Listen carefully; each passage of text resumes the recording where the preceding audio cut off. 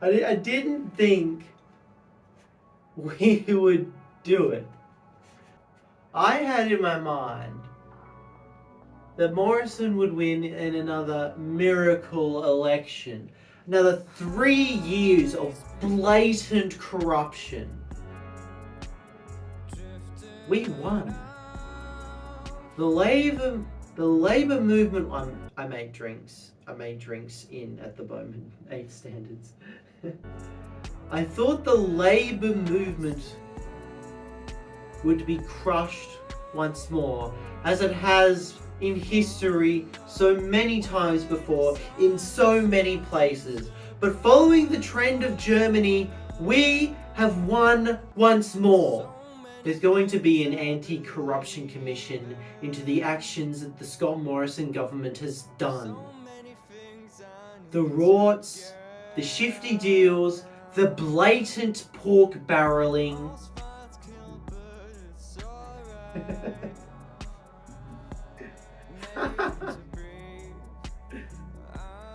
We're going to have competent, economically viable action on climate change. We're going to have an Aboriginal voice in Parliament, not just here to wax and wane over the actions of the Labor government. Albo is going to do plenty of that himself, as you know, he is the Prime Minister of Australia. He was really struggling to hold back tears in that. It's such a big deal, and it's something so many Australians just don't seem to grasp.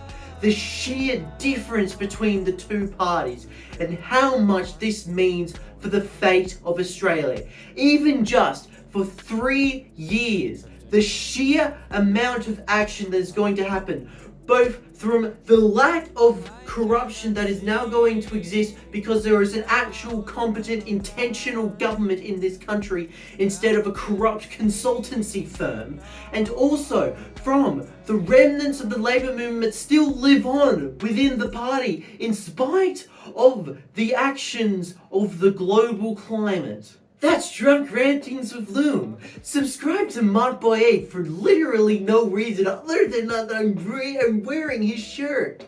Holy shit. This is going to mean a lot for my channel. Albanese is in, thus I'm going to be switching my focus on my videos to be much more on the historical side of things. I have a very exciting Meekatharra video that I am working on and that I really hope is going to end up as an entertaining feature that'll teach you some aspects of the Northwest that I really want communicated to the general public.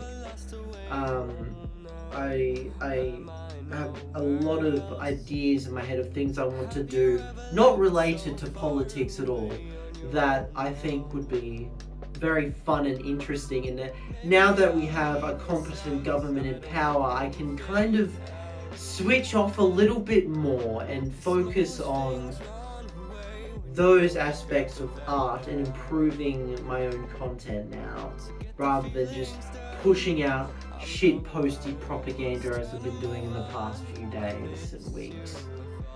I'm still going to occasionally do politically based videos, but they're going to be much more focused on the local level now, or on much more obscure levels in the same vein as the Alex McCallum video I've done in the past.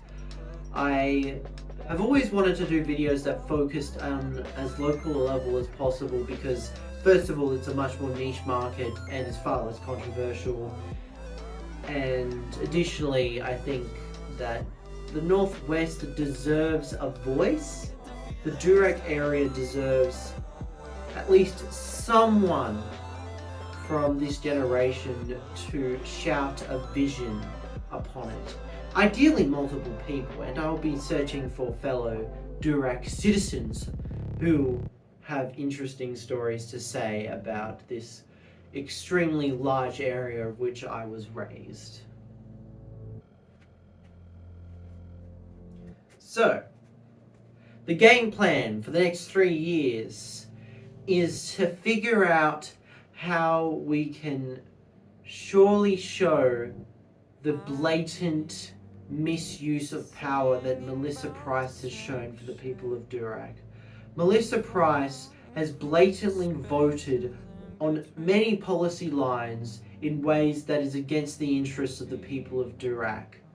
I've tried to show these in the past couple videos I've done for the election, and I've done it extensively for my videos on Melissa Price's voting patterns. That is the current basis and baseline for where I make my arguments, is those videos that I've made. But I hope to dig deeper and uncover some more information on the reasons Melissa Price has not voted in the interest of the people of Zaire. Because she hasn't. She simply hasn't.